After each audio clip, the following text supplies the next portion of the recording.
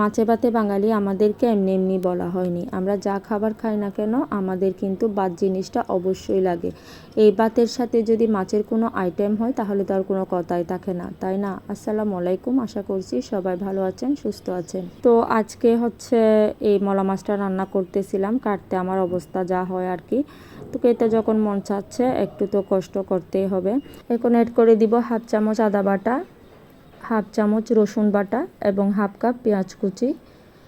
আসলে যে কোনো খাবারে আমার এক্সপেরিমেন্ট করতে অনেক বেশি ভালো লাগে। একই রকম খাবার বারবার রান্না করতে ইচ্ছা করে না।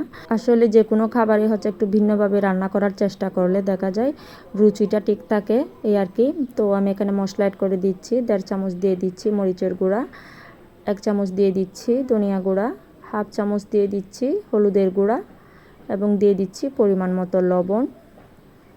আমি আদা রসুন দিয়ে হচ্ছে কখনোই মলা মাছ রান্না করিনি, অ্যাট ফার্স্ট হচ্ছে আজকেই রান্না করেছি।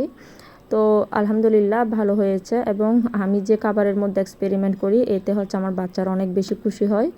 তো ওরা তো আসলে কখন কি ইউজ করতে হবে জানে না, কিন্তু মাঝে মধ্যে হচ্ছে মানে কি আমি বলি ওদেরকে। আর হাতে মাখানো হচ্ছে যে কোনো খাবারের টেস্ট কিন্তু অনেক বেশি ভালো হয়। তারপর এখানে দিয়ে দিচ্ছি আমি পরিমাণ মতো সরিষার তেল।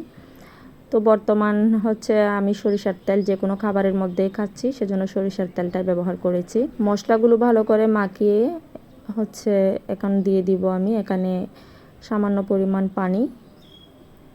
তো এগুলো হচ্ছে মাখা মাখা টাইপের করে রান্না করব, সেজন্য আর বেশি পানি দিলাম না। এটা দিয়ে চুলায় বসিয়ে দিয়েছি। তারপর এটা রান্না করব 5 মিনিট। 5 মিনিট পর হচ্ছে একটু নেড়ে চেড়ে দিতে হবে। তো 5 মিনিট পর হচ্ছে একটু নেড়ে চেড়ে দিচ্ছি। তারপর আবারও ঢাকনা দিয়ে রান্না করব 2 থেকে 3 মিনিট। মলা মাছ রান্না হতে কিন্তু অনেক বেশি সময় লাগে না, খুব কম সময়ের মধ্যে মাছটা রান্না হয়ে যায়। তো 2-3 মিনিট রান্না করার পর আমি এখানে দিয়ে দিচ্ছি টমেটো কুচি, তারপর দিয়ে দিচ্ছি কয়েকটি কাঁচামরিচ ফালি করে এবং দিয়ে দিচ্ছি ধনেপাতা কুচি। তো সবগুলা দিয়ে হচ্ছে আমি আবার 2 থেকে 3 মিনিট হচ্ছে ঢাকনা বন্ধ করে চুলার উপর রাখবো। এরপর হচ্ছে নামিয়ে নিব চুলা থেকে। এবং রসুন বাটা দিয়ে যদি এখনও কেউ না খেয়ে থাকেন এই মলা মাছটা, তারা একবার হলেও বাসায় ট্রাই করবেন, আশা করি আপনাদেরও ভালো লাগবে। আর যারা ট্রাই করেছেন তাদের হচ্ছে কেমন লেগেছে কমেন্ট করে চাইলে জানাতে পারেন। তো আমার দেখতে দেখতে কিন্তু রান্নাটা হয়ে গেছে। এখন মাশাআল্লাহ ইয়াম্মি একটা লুক চলে আসছে রান্নাতে। তো আসলে গরম ভাতের সাথে কিন্তু মলা মাছের এই হচ্ছে ঝোলটা খেতে কিন্তু বেশি মজা লাগে। ভিডিওটা শেষ পর্যন্ত যারা যারা দেখেছেন তাদের সবাইকে অসংখ্য ধন্যবাদ। ইতিমধ্যে আপনারা আমাকে অনেক অনেক সাপোর্ট দিয়েছেন, আপনাদের সবার প্রতি আমি অনেক কৃতজ্ঞ। তো আজকের ভিডিওটি এই পর্যন্ত। আল্লাহ হাফেজ।